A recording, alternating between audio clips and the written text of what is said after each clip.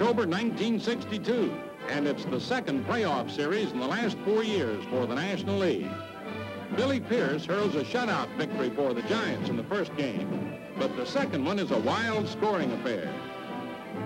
In the ninth inning, Ron Fairley of the Dodgers flies to Willie Mays with the bases loaded, and the speedy Maury Wills comes racing home with a winning run. The Dodgers win 8-7, and the series is tied up.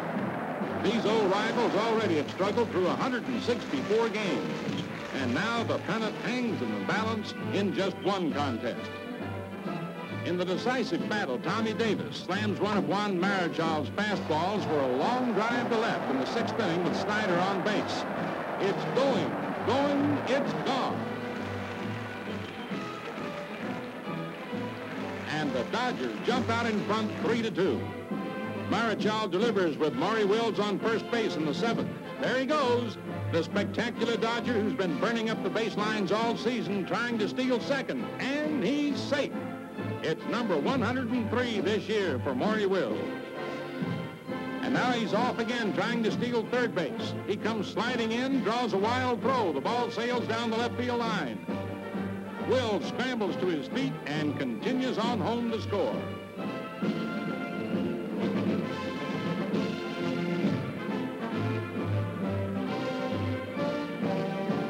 The Dodgers are now ahead 4-2. But the Giants, counted out so often during the season, bounce back again. They have a rally rolling in the ninth inning. Stan Williams comes in to pitch for the Dodgers. Orlando Cepeda greets him with a fly to right field. Pinch runner Ernie Bowman tags up, scores for the second run of the inning to tie it up at 4-4. Williams walks Ed Bailey intentionally, and the bases are filled again. But a very unintentional walk for Jim Davenport forces Philippe Ballou across, and the Giants lead. Mays scores on an error, and the Giants are ahead 6-4. 3 more outs, and the pennant is theirs. Billy Pierce is called to the mound. After he retires the first 2, Lee Walls flies to Willie Mays for the final out. It touches off a wild celebration in which Pierce is almost mobbed. And now it's on to San Francisco and the World Series with the New York Yankees.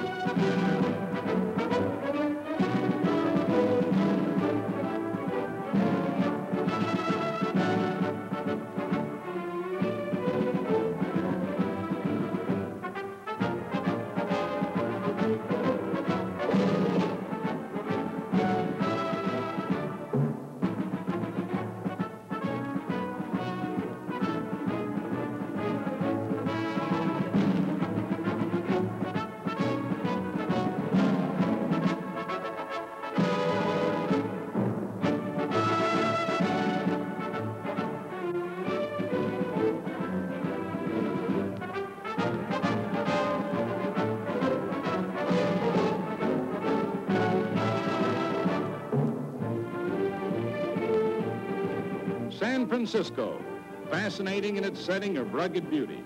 A huge bay and ocean water spanned by the Golden Gate Bridge. Picturesque cable cars climbing the steep hills. Fisherman's Wharf, just as distinctive. Candlestick Park, new home of the Giants, who came west in 1958, and the fans are eager for their first World Series. Mickey Mantle and Elston Howard of the Yankees seem confident. And so does Philippe Ballou of the Giants as he warms up. Ford Frick, High Commissioner of Baseball, is on hand early. Managers Al Dark and Ralph Howick exchange pleasantries, concealing the mounting tension. Whitey Ford, great clutch game hurler, warms up for the Yankees. Billy O'Dell of the Giants will make it an all-southpaw duel. The umpires talk over the ground rules. With the players lined up on the infield, the United States Marine Color Guard marches to center field. The crowd comes to attention for the national anthem.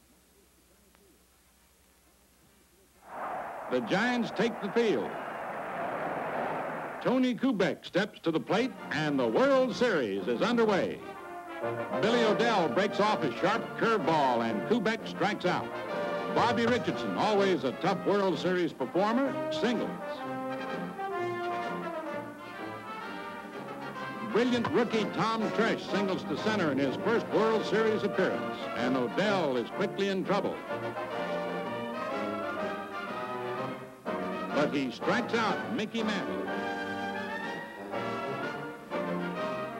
However, the danger isn't past. Roger Maris, who hit a record 61 homers in 1961, is up next. He takes a pitch for a strike. Then with the count 2-2, Maris swings and sends a long drive going deep to right field. Philippe Ballou races back toward the fence.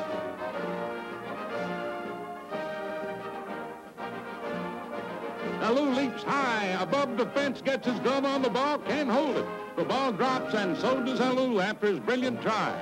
Richardson and Tresh race home with the first runs of the series, and Maris pulls up for the double.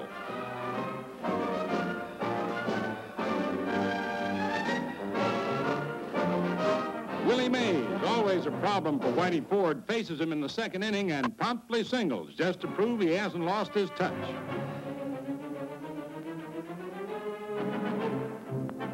Ford keeps Mays close.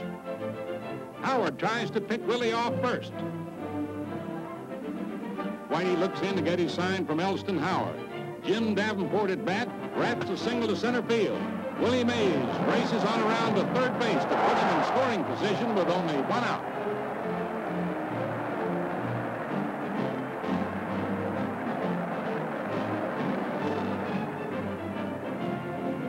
With two away, Jose Pagan lays down a beautiful surprise bunt. Mays scores, and the Giants have cut the Yankee lead to 2-1. In the Yankee third inning, Tom Tresh lifts a short pop fly toward right field. Chuck Hiller races out. Philippe Ballou comes charging in. Ballou dives and comes up for the ball.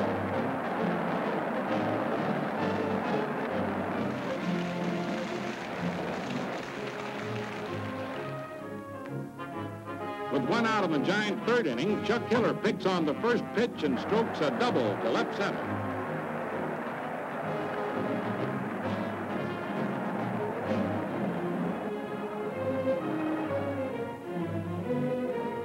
Philippe Ballou also pounces on Ford's first pitch for a shot past Clete Boyer. Hiller holds up at third. Then with two men on, Willie Mays comes through with a single to center field. Hiller comes on to score, and the Giants even the count at 2-2.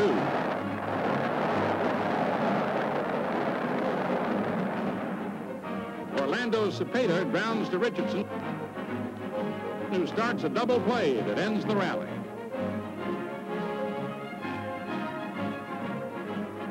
In the Yankee seventh, Boyer ties into one of Odell's pitches and sends a long drive. Going, it's gone. And some lucky kid is going to get a World Series souvenir. Boyer's homer gives the Yankees a 3-2 lead.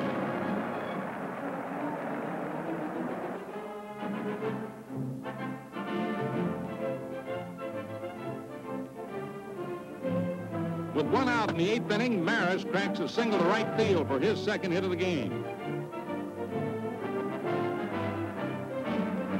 Elston Howard is hit by a pitched ball. Billy Odell seems to be tiring. His first pitch is wrapped for a single by Dale Long. Maris scores. Howard races to third. That's all for Odell, and Don Larson comes in to pitch. First batter Larson faces is Boyer. Clete lifts a pop fly into short left field. Pagan goes out to grab it, but Harvey Keene collides with him. The throw to the plate is delayed. The ball caroms off Bailey's glove. Howard scores, and the Yankees lead 5-2.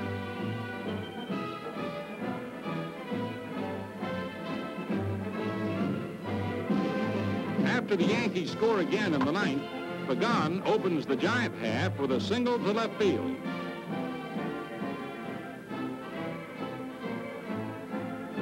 Whitey Ford faces a possible late rally. when he gets pinch batted Johnny Orsino to hit the ball into the dirt. The cat-like Boyer moves over to gather in the ball, tosses to Bobby Richardson at second base. Bobby makes the pivot, fires to first base, and it's a double play. Now only Harvey Keene stands in the way of a Whitey Ford victory. He flies to Mickey Mantle, and the Yankees win 6-2. Whitey's record string of World Series shutout innings was snapped at 33 2/3, but nonetheless he added to another record with his 10th World Series victory.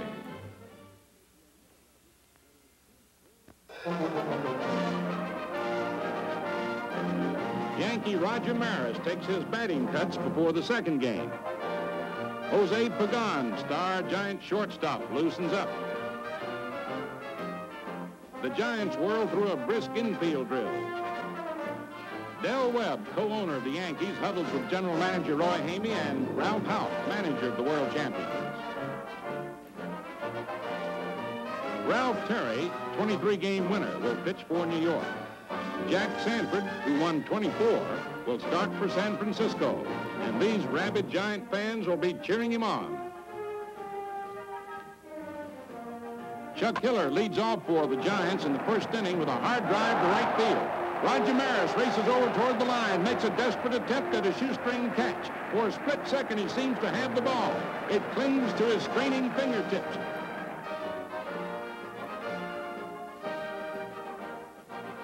But then the ball skids away. His momentum carries Maris into the right field corner. By the time he recovers, Hiller coasts into second with a two-base hit. Philippe Bellou pushes a sacrifice bunt to Dale Long that moves Hiller over to third base. Ralph Terry tries to hold Hiller on third, but Matty Alou grounds to Richardson, and Hiller scores to give the Giants a quick 1-0 lead. In the fifth inning, Pagan is hit by pitch, but the safety helmet gives him perfect protection. And despite the fears of the crowd, Jose bounces back on his feet and trots off toward first base. In the seventh, McCovey connects solidly with all his 200 pounds behind the swing. It's going, it's gone.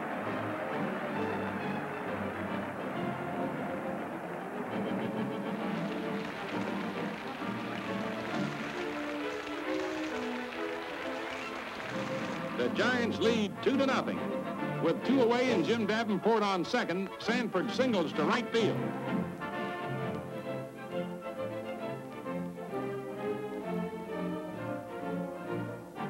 Davenport tries to score. Maris's throw to Berra is in time, and Yogi tags him out at the plate. Jack Sanford, still pitching strongly, strikes out Boyer in the eighth inning.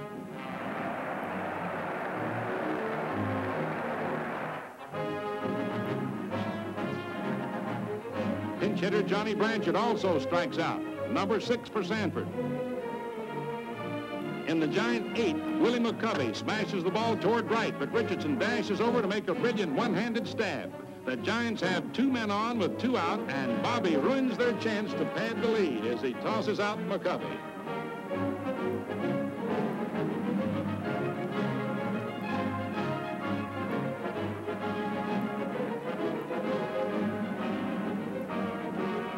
After 2 out in the Yankee ninth, Mickey Mantle smashes a long drive to right field.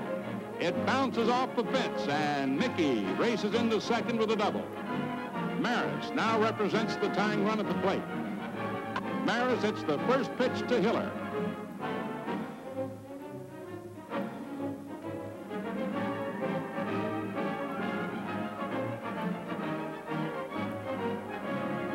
He's thrown out easily, and the Giants win 2-0 on a brilliant 3-hitter by Jack Sanford, and the series is tied. The scene now shifts to Yankee Stadium. New York, with the world's most breathtaking skyline and bridges that fan out everywhere. Yankee Stadium, scene of more World Series than any ballpark in history. Willie Mays takes batting practice. Next is Chuck Hiller. And the Yankees, back home again, appear in a very relaxed mood. National League President Warren Giles, as usual, is a perfect reflection of beaming optimism. Vice President Chub Feeney and owner Horace Stoneham of the Giants are just as confident. The starting pitchers, Bill Stafford and Billy Pierce, pose for photographers before the game. A sellout crowd of 71,434, a testimonial to baseball's tremendous appeal. With a scoreless tie prevailing in the second, Pierce faces Howard. The Yankee catcher blasts a long drive to left. Felipe Alou takes one look, starts backpedaling toward that low curving wall. The ball seems too high for him, but up he goes for a leaping one-handed stab of the ball. It just barely sticks in the web of the mitt. With the game still scoreless in the fifth, Elston Howard is on second with a double. Skowron lashes a terrific liner toward third. Davenport leaps up, grabs it.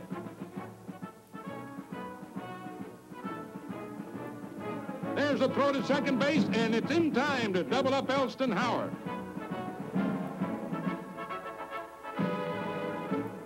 The shutout duel continues into the seventh. But Billy Pierce's first pitch in the inning is lined to center field by Tom Tresh for a single, and the Yankees pose a threat against the left-hander. Next, Mickey Mantle smashes a drive to left field for a base hit. As Felipe Alou fields the ball, it takes a high hop. Tresh slides into third, and Mantle races on to second.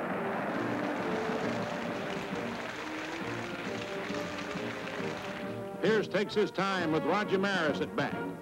Maris rams the first pitch into right field. Tresh comes on in to score, and a moment later, Mantle also tallies while Roger reaches second.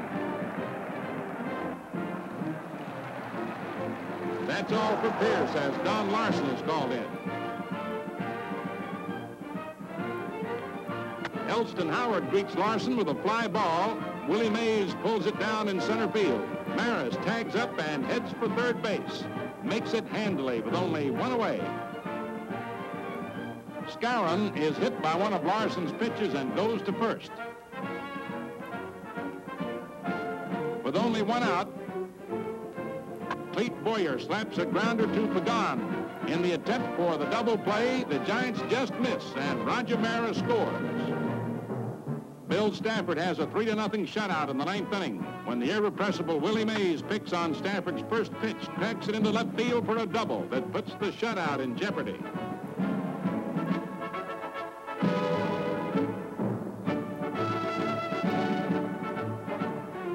After retiring the next two men, Stafford faces Ed Bailey. The big catcher slams the ball to deep right field. Look out now, it's going, it's gone. A home run. Willie Mays scores ahead of Bailey, and the Giants trail by only one run, 3-2.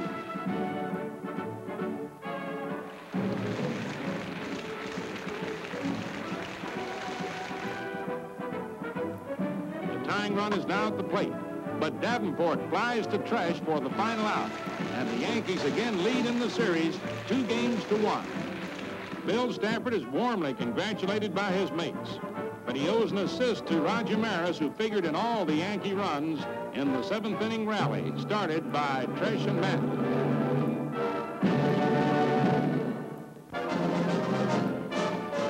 Tom Haller, young Giant catcher, warms up. As usual, Willie Mays is completely at ease.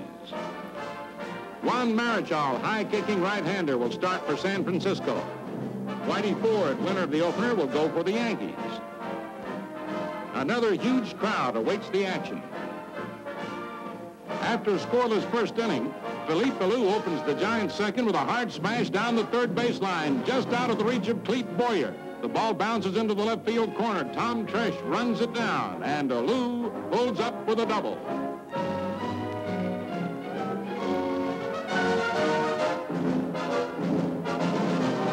With a 3-2 count, Tom Haller finds the next pitch in his power alley. He pulls a long drive to right. It's going, it's gone for the first World Series homer for the young San Francisco star, who divided the catching duties with Ed Bailey this year. Philippe Ballou scores ahead of Haller. And the big catcher receives a joyous welcome from his mates as the Giants take a 2-0 lead.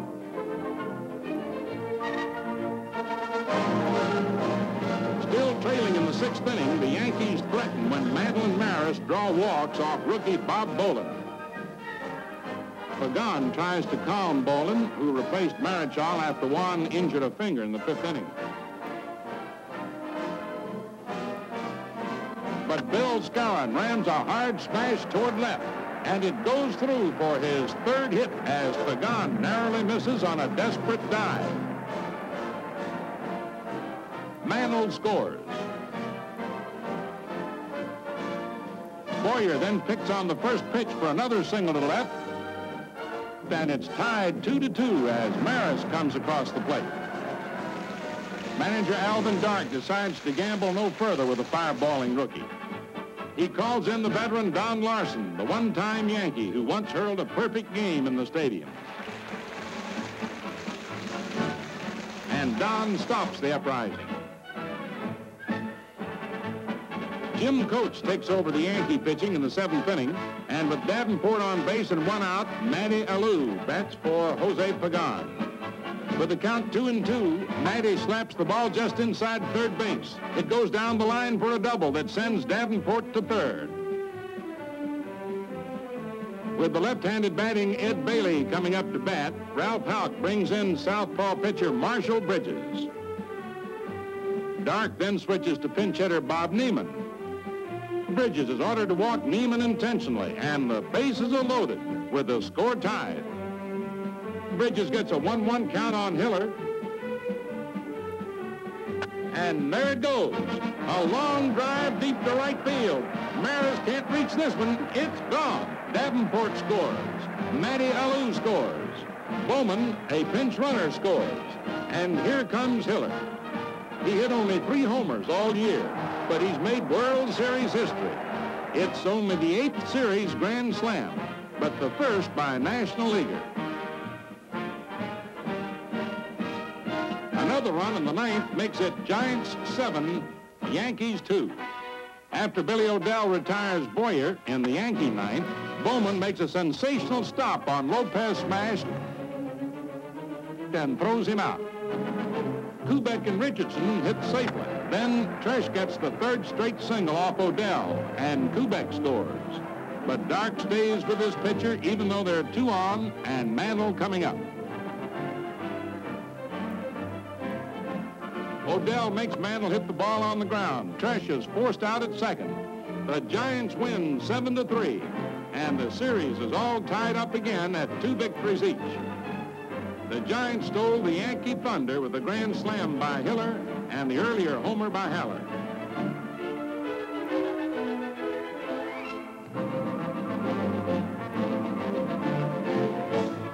Cletus Boyer takes a turn in the batting cage. All of the rest of the Yankees are also taking their routine warm-ups. Jack Sanford will pitch for the Giants, rematched with Ralph Terry going for the Yankees. More than 63,000 spectators on hand for the last game in the stadium. With the game scoreless in the 3rd inning, Jose Pagan singles to center, and Mickey Mantle discourages any ideas about stretching the hit. After Sanford sacrifices, Chuck Hiller loops a double into left field. Pagan scores, and the Giants lead 1-0. After the Yankees had tied the score in the 4th, Pagan leads off for the Giants in the 5th inning. He slams a tremendous shot to left. Tresh dashes back to the wall, but the ball is gone. The littlest giant of them all is swinging the hottest bat of the series. 7 hits in 12 times at bat at this point. And San Francisco has forged ahead 2-1. With Richardson on 3rd in the 6th, Sanford fires a low fastball that Maris misses. So does Haller, and Richardson breaks for the plate and is safe on a close play. The score is deadlocked again at 2-2.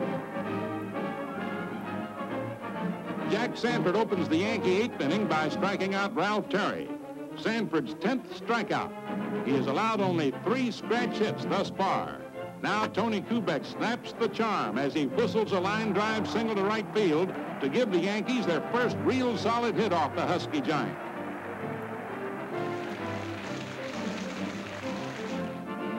Bobby Richardson pounces on the first pitch for another line single, and the Yankees have 2 men aboard.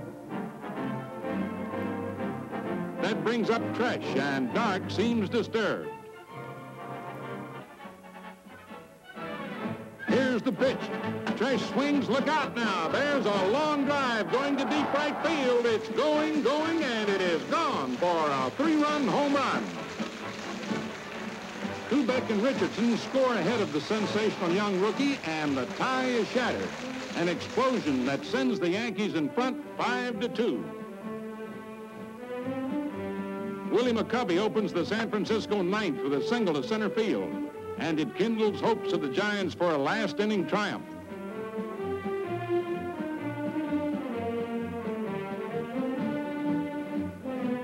With 1 out, Tom Haller wraps the ball into left center with both Mantle and Tresh in hot pursuit. It's in between them for extra bases. McCovey comes galloping around to score on the 2-bagger, and the Yankee margin is cut to 5-3. Now with 2 out, it's Ed Bailey stepping to the plate. He connects for a long drive to deep right field, but it isn't long enough as Maris gathers it in near the fence, and the Yankees win to take a 3-2 edge in the series. Ralph Terry with his first World Series victory, and Tom Tresh with his home run were the key men. And now it's back to San Francisco. And then came the rain. A West Coast storm has Candlestick Park awash. And for 3 consecutive days, Commissioner Ford Frick is forced to postpone the 6th game. But finally, the sun and helicopters help dry the field. And on the 4th day, action is resumed. The players are eager to get started again. Joe Cronin, president of the American League, and Joe DiMaggio talk over their former days as San Franciscans. Tom Tresh, in his rookie year, has performed like a veteran in World Series play for the Yankees. Willie Mays never seems to lose his zest or his brilliance. Whitey Ford gets ready for another series start, and this time he'll meet an old American League rival, Billy Pierce. The fans are on it when Ford faces Philippe Ballou, who smashes the ball toward third. Clete Boyer dives for it, but the ball caroms away, and Ballou is safe for the hit. Ford tries to make Mays go for a bad pitch and walks him. Then there's a pickoff attempt at second base by Ford. The ball sails wildly into right field. Philippe Ballou scores all the way from second, and Mays dashes on to third. Orlando Cepeda hammers the ball into deep right center. Mantle and Maris race for it. It's in between them for extra bases.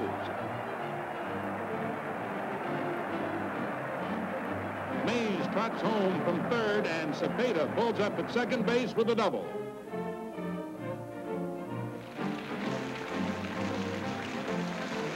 Jim Davenport joins the rally by smashing a single right through the middle.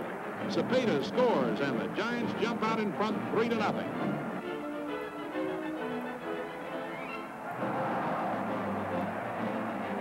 In the Yankee fifth, Roger Maris steps into Pierce's curveball and slams a drive to deep right field. It's going, it is gone. It was the first hit off Pierce, who had retired 13 straight Yankees, and it cuts the Giant lead to 3-1. With 1 out in the Giant half of the 5th inning, one of Ford's pitches is picked on by Harvey Keene for a line single to left. Chuck Hiller then steps to the plate, loops a short fly into center field. It drops in there safely for a base hit.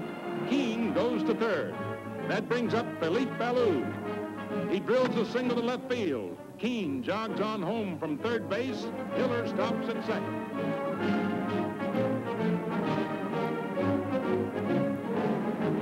Orlando Cepeda, with 2 hits already, adds a third with a line single to center. Hiller scores, and the Giants have lengthened their margin to 5-1. Jim Coates is then called in from the bullpen as manager Ralph Houck decides to remove Whitey Ford.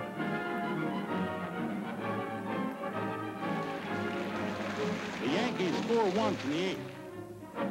But Pierce starts the 9th by getting trash on a fly to Matty Alou. Mays diving to the ground to avoid a collision.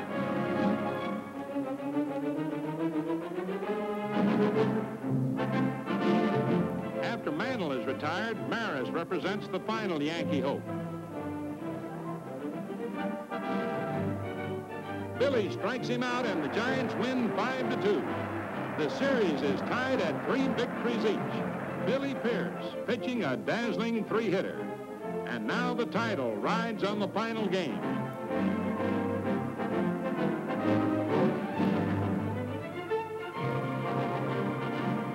It's D-Day at Candlestick.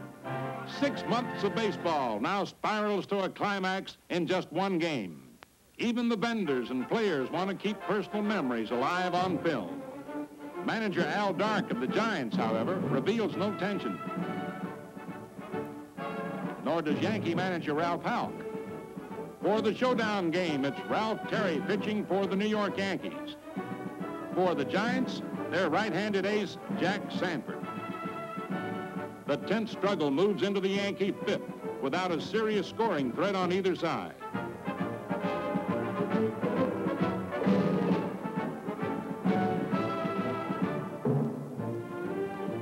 Bill Skowron then bounces a single to left field to lead off the inning for the Yankees.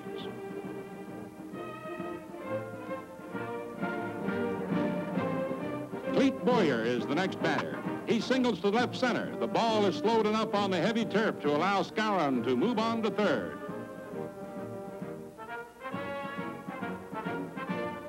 Sanford now becomes wild and walks Terry. And that brings Tony Kubek to the plate with the bases loaded, nobody out.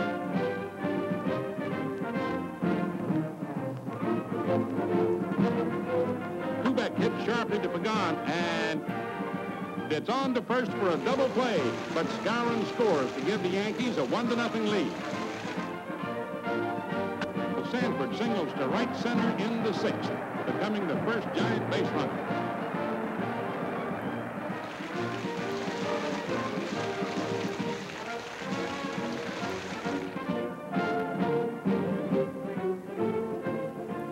In the 7th, with 1 out, Terry grimly proceeds in the task of protecting his 1-0 edge. Willie Mays is immediate problem. Mays connects for a drive that's headed for the left field corner.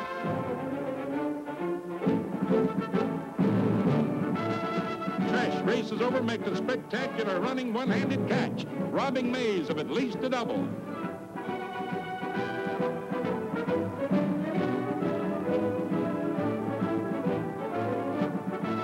With 2 out and nobody on, Willie McCovey rockets the ball to center field, landing way out near the 410-foot mark. And McCovey charges on into third with a triple.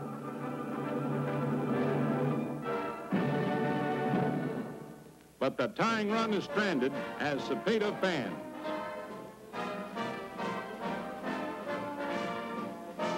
In the 8th, the Yankees pose another scoring threat with 2 on and nobody out.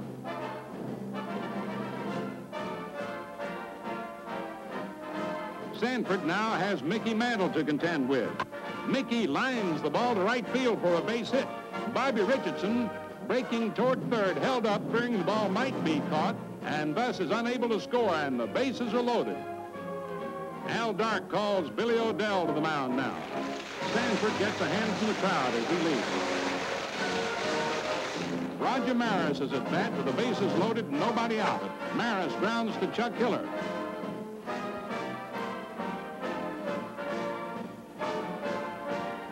The second baseman fires to the plate. And the throw is in time to force Richardson.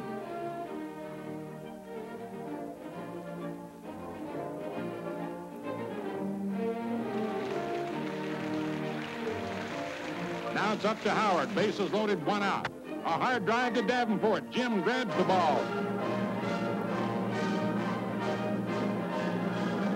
Steps on third to force Mantle. In the same motion, cuts loose a perfect throw to first base.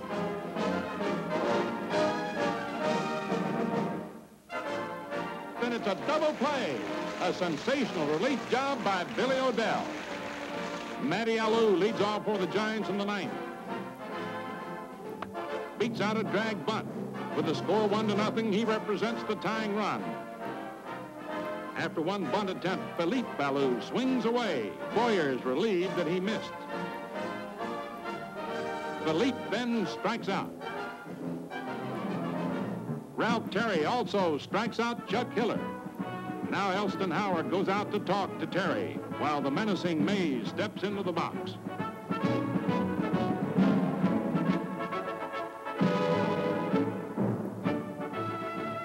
Mays hammers the ball down the right field line. Maris, with expert fielding, rushes over, cuts off the ball, keeps it from bounding on toward the fence. He gets his throw away quickly.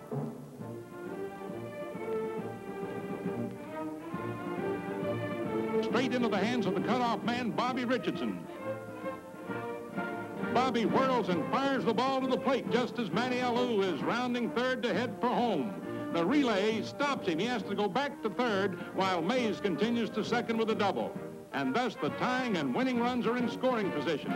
Manager Howe talks to Ralph Terry. A tense situation where a base hit could change the picture. And it almost does. Willie McCovey hits a tremendous curving drive to right.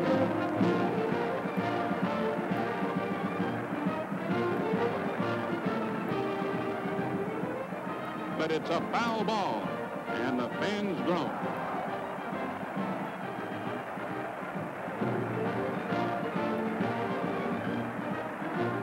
McCovey slashes away again. A sizzling line drive, but it's right at Bobby Richardson. He grabs it as he played McCovey perfectly. The ball is hit with such power, it seems to force Bobby's hands almost to the ground. The Yankees win 1-0 on a brilliant clutch effort by Ralph Terry, the hero of the 20th World Championship won by the New York Yankees. He's carried off the field on the shoulders of his jubilant teammates. An exciting ending to a sensational season that brought thousands of thrills to millions of fans of America's national pastime.